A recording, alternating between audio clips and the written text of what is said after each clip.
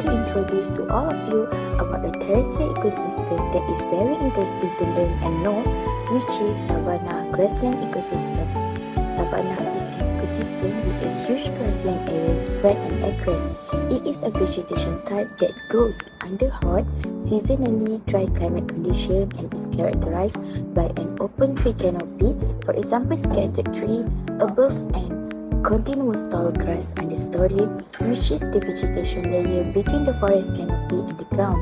Savannah grasslands are located within 30 degrees of Earth's equator, usually found between tropical rainforest and desert. There are many different types of savanna ecosystem found on the Earth, depending on different locations, such as Serengeti Plains of Tanzania, Savannah of Venezuela, the vast Acacia Plains of East Africa, the Australian savanna, and so on.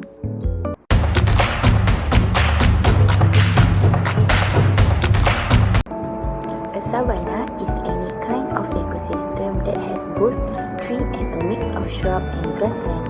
A savanna is different from other kinds of environment like a forest because its trees are spaced enough so that the tops of the tree don't often overlap. This means that plenty of sunlight shine on the soil, which allow grass and other plants to grow.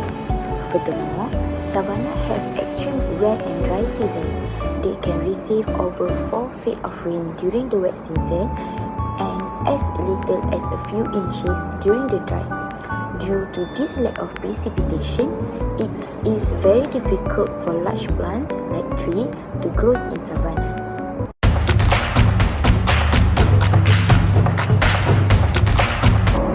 Savannah is poor in terms of vegetation with fewer trees, bushes and huge grassland. Less rainfall and dry climate is the primary reason for poor flora in the savanna ecosystem.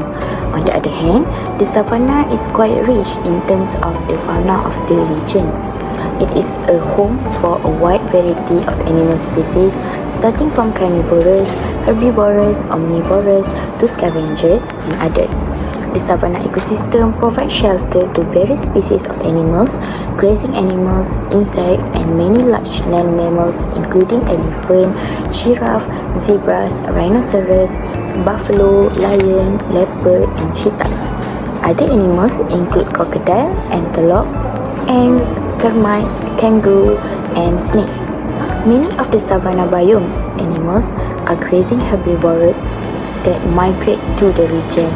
They rely on their herd numbers and speed for survival, as the vast open areas provide little means of escape from quick predator. If the prey is too slow, it becomes dinners. If the predator is not fast enough, it goes hungry. Camouflage and mimicry are also very important to animals of the savanna. Predators often need to blend in with their environment in order to sneak up on unsuspecting prey. The puff adder, for example, is a snake with sandy coloring that allow it to blend in with dry grasses and shrubs.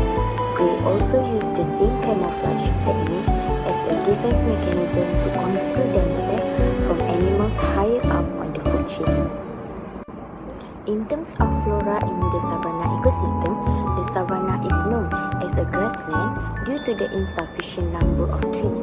The adverse climate of the savanna ecosystem does not allow flourishing ample vegetation. The vegetation, including mostly grasses and dispersed trees, has adapted the climatic condition of the savanna ecosystem. Only those plant species can survive in the savanna ecosystem that can resist in hot weather and little water. Grass in the savanna ecosystem tends to grow rapidly in wet months, whereas in the dry season, the grass becomes brown. The grass is comparatively shorter in size due to the frequent fire. Some plants and trees have developed long roots to reach water level underground to survive in dry weather of the savanna ecosystem. Some of the common plant species found in the savanna ecosystem include baobab, candelabra tree, gum tree, eucalyptus, magenti tree, and umbrella thorn acacia.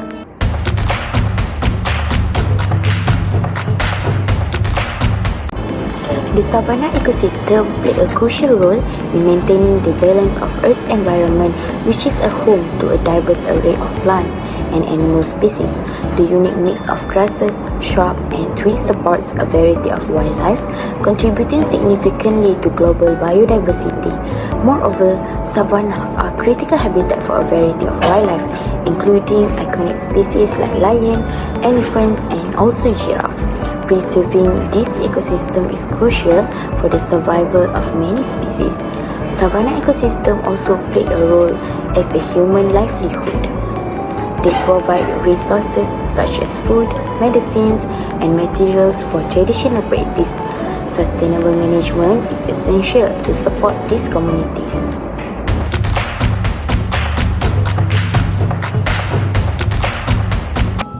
Here are some threats that are happening in the savanna ecosystem.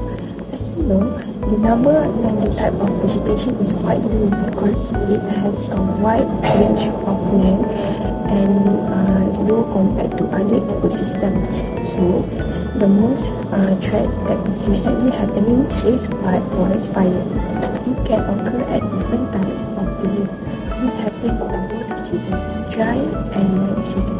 During dry season, grasses can be free from the fire, while during the wet season, lightning strikes often, which can cause fire in savanna ecosystem. So this is the recent threats that are happening in savanna ecosystem. Next, we will be talking about the Serengeti, or known as one of the savanna areas in the savanna ecosystem, which are affected by human and global warming. Human activities such as deforestation, illegal poaching, and poor land management has weakened the savanna area around the world. Changes in the delicate balance of ecosystem within the savanna can set off a chain reaction that drastically affect wildlife and plant life.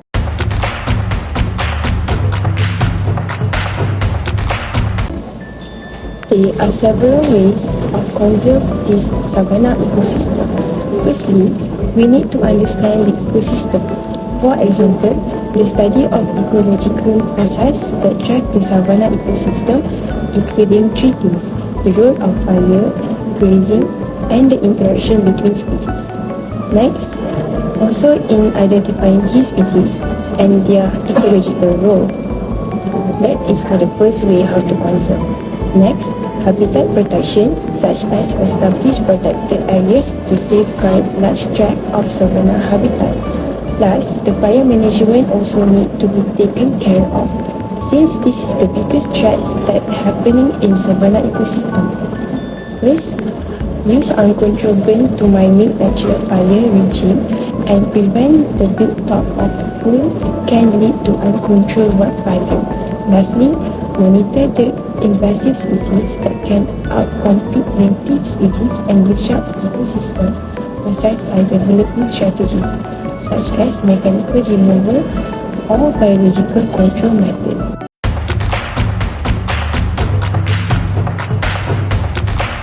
To conclude all of our presentation today, savanna is an important ecosystem on the earth. We need to conserve this unique ecosystem for our future generation, but most importantly for our flora and fauna of this area. Savanna grassland provide habitat to hundreds of migratory bird species and endangered animal species. So, this is our end of presentation. Thank you for your attention.